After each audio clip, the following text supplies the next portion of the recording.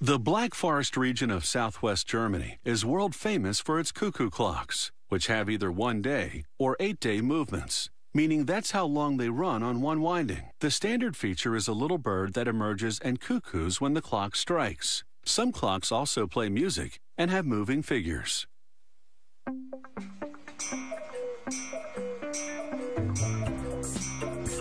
The intricate carvings that decorate many cuckoo clocks start out as a block of linden, a soft wood that's easy to carve.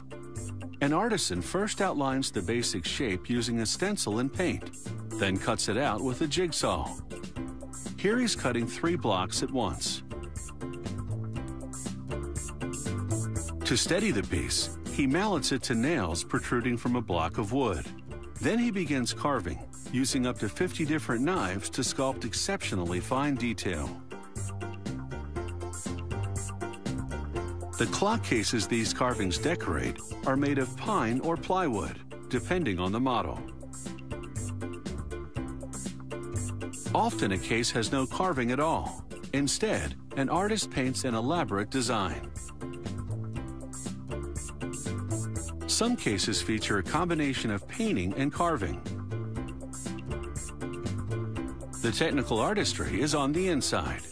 The clock's brain, called the movement, is a system of brass and steel gears. It keeps time and triggers the cuckoo function. The components and configuration vary according to whether it's a 1-day or 8-day movement. Workers sandwich the movement between 2 brass plates, connecting them at the corners with long screws. Then on the outside, they install the mechanism that times the chime.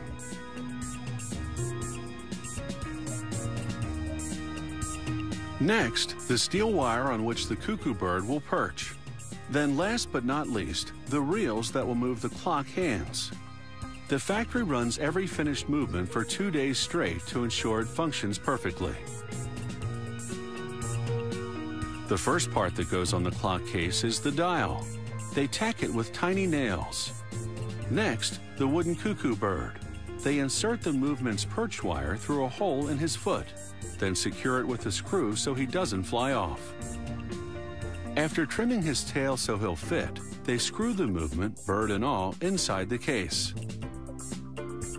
Next, the steel wires that operate the components that produce the cuckoo sound. We'll see them shortly. And finally, the dial's wooden hands. Every cuckoo clock has 2 chains that regulate the speed at which the movement gears turn. As we see here in slow motion, an automated machine makes these chains 1 link at a time by first cutting, then bending pieces of brass wire. Each chain goes into the case through a hole in the bottom, then onto a wheel in the movement, then back out through another hole in the bottom of the case. S-hooks go onto the ends. These will hold cast iron weights that pull the chain. Workers rig up a small wire connecting the bird and the door. This opens the door when he comes out to cuckoo.